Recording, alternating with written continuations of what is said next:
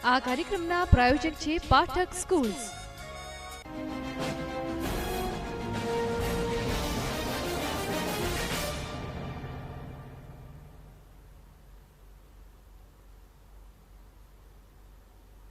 નમસ્કાર, હું Kulin news and વ્યૂઝમાં આપનું સ્વાગત કરું છું। સર્જિકલ સ્ટ્રાઇક બાદ દેશમાં રાજકારણ ગરમાયું છે। વિપક્ષ દ્વારા આ મામલે મોદી સરકારને ઘેરવાનો એક પણ મોકો છોડવામાં આવ્યો નથી। પ્રથમ દિલ્હીના સીએમ કેજરીવાલ, ત્યારબાદ કોંગ્રેસે સર્જિકલ નાઇટની વિશ્વસનીયતા પર પણ પ્રશ્નો ઉઠાવ્યા હતા। મોદી સરકારને આ મામલે ઘેરી હતી। તો આ વિશે વાત કરીશું અને આપના અભિપ્રાય પણ લઈશું, પરંતુ સૌથી પહેલા જોઈએ આ રિપોર્ટ।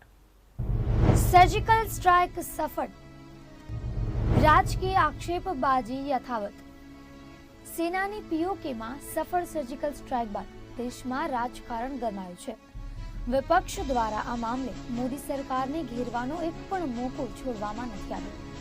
પ્રથમ દિલ્હીના સીએમ અરવિંદ કેજરીવાલ બાદ કોંગ્રેસે પણ સર્જિકલ સ્ટ્રાઇકની વિશ્વસનીયતા પર પ્રશ્નો ઉઠાવતા મોદી સરકારને ઘેરી હતી। કોંગ્રેસ નેતા સંજય નિરુપમે ઉઠાવ્યા હતા સવાલ। સંજય નિરુપમે સર્જિકલ સ્ટ્રાઇક પર પ્રશ્ન ઉઠાવતા કહ્યું હતું કે આખી દુનિયા આપણને પ્રશ્ન પૂછી રહી છે। તેમણે સર્જિકલ સ્ટ્રાઇકના પુરાવા રજૂ કરવાની માંગ કરી હતી। તેમણે ભાજપ પર રાષ્ટ્રીય હિતના મુદ્દા પર રાજનીતિ કરવાનો આરોપ મૂક્યો હતો। સંજય નિરુપમે કહ્યું હતું કે સર્જિકલ સ્ટ્રાઇક પહેલા પણ થતી રહી છે, પરંતુ કોઈ હલ્લો થયો નહોતો। નિરુપમે કહ્યું હતું કે આ અંગે બોલવાની જરૂર નથી। દિગ્વિજયસિંહનું મોદી સરકાર પર નિશાન। કોંગ્રેસ નેતા દિગ્વિજયસિંહે પણ ભાજપા પર નિશાન સાધ્યું હતું। તેમણે કહ્યું હતું કે કોંગ્રેસ પાર્ટીને આર્મી પર ભરોસો છે।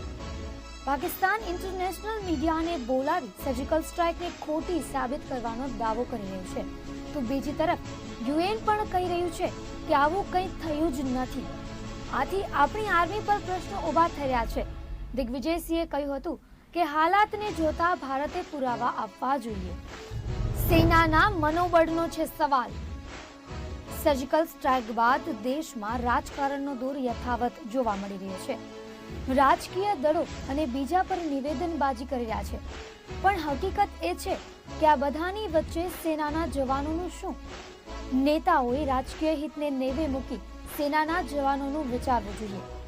સેનાનું મનોબળ વધે એ પ્રયાસો કરવા જોઈએ, નહીં કે સમયે સર્જિકલ સ્ટ્રાઇક પર સવાલો ઉઠાવવા। સંજય નિરુપમે સર્જિકલ સ્ટ્રાઇક પર પ્રશ્નો ઉઠાવતા કહ્યું હતું કે આખી દુનિયા આપણને પ્રશ્ન પૂછી રહી છે। પાકિસ્તાન ઇન્ટરનેશનલ મીડિયાને બોલાવી સર્જિકલ સ્ટ્રાઇકને ખોટી સાબિત કરવાનો દાવો કરી રહ્યું છે। બીજી તરફ યુએન પણ કહી રહ્યું છે કે આવું કંઈ થયું જ નથી, જેને લઈને ક્યાંક ને ક્યાંક આપણી આર્મી પર પ્રશ્નો ઊભા થઈ રહ્યા છે। તો આ વિશે આપ પણ આપના મંતવ્યો જણાવી શકો છો। ન્યૂઝ એન્ડ વ્યૂઝમાં આપ જે ટેલિવિઝન સ્ક્રીન પર નંબર જોઈ રહ્યા છો તેના પર ડાયલ કરો અને જણાવો આપના મંતવ્ય।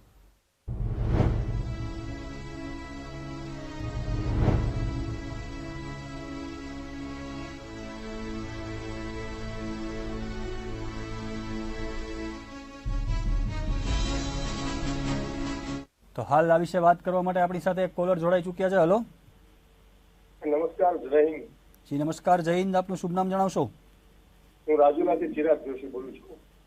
ચિરાગભાઈ, શું કહેશો સર્જિકલ સ્ટ્રાઇક વિશે જે રાજકારણ રમાયું છે તે બાબતે?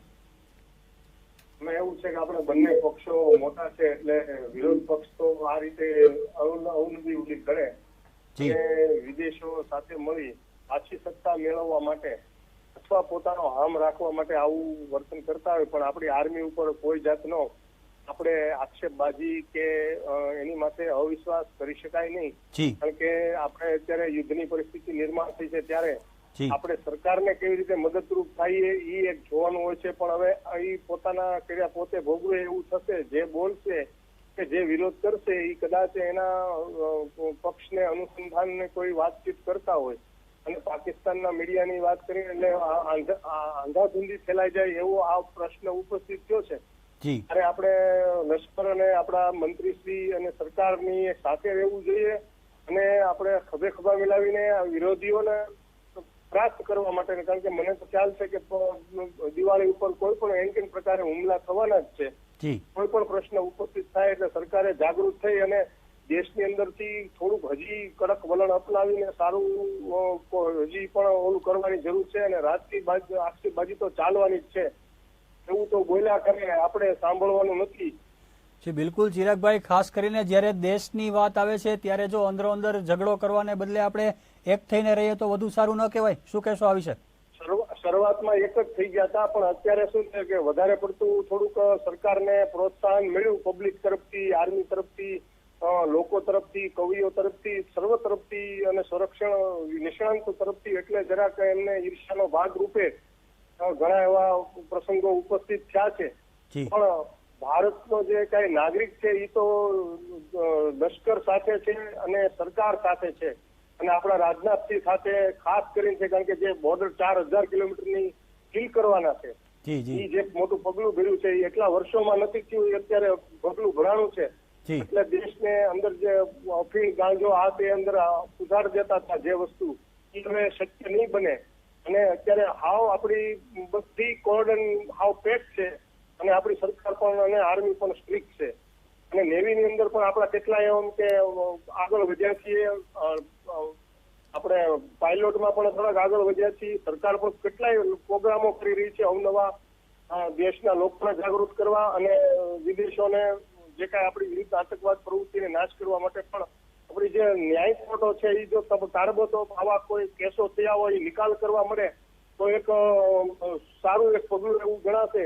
કારણ કે ન્યાયતંત્ર વિશે આપણે બોલી ન શકાય, પરંતુ ન્યાયાધીશો જો આવા પડતર કેસો પડ્યા હોય જૂના એ તાબડતોબ ઉકેલી નાખે અને જો એવા કોઈ આતંકવાદ વિરોધી પ્રવૃત્તિઓ થઈ હોય અને એને એમ કે નશ્યત કરવામાં એ પણ એમાં ભાગ જોરદાર લે. કારણ કે હમણાં એક ન્યાયાધીશે ભલે એક્ટરને કીધું હતું, પરંતુ એની અંદર એક દેશભાવ મેં જોયો હતો.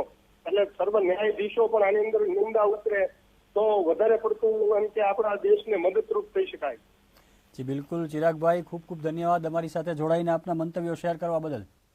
તો ન્યૂઝ એન્ડ વ્યૂઝમાં આજે આપણે વાત કરી રહ્યા હતા સેના દ્વારા કરાયેલ સર્જિકલ સ્ટ્રાઇક વિશે. સંજય નિરુપમના જણાવ્યા પ્રમાણે સર્જિકલ સ્ટ્રાઇક અવારનવાર થતી હોય છે, પરંતુ કોઈ હલ્લો થયો ન હતો. ત્યારે મોટાભાગના કોલરોનું માનવું છે કે દેશની આર્મી પર અવિશ્વાસ કરી શકાય નહીં અને ખરેખર જ્યારે દેશની વાત હોય ત્યારે તેમાં રાજકારણ થવું જોઈએ નહીં. કેટલાક કોલરોએ તો ત્યાં સુધી કીધું કે દેશના દરેક નાગરિકે સૈન્ય માટે ભગવાનને પ્રાર્થના કરવી જોઈએ કે સૈન્યના મનોબળમાં વધારો થાય, સેનાની હંમેશા જીત થાય. તો ન્યૂઝ એન્ડ વ્યૂઝમાં અત્યારે બસ આટલું જ.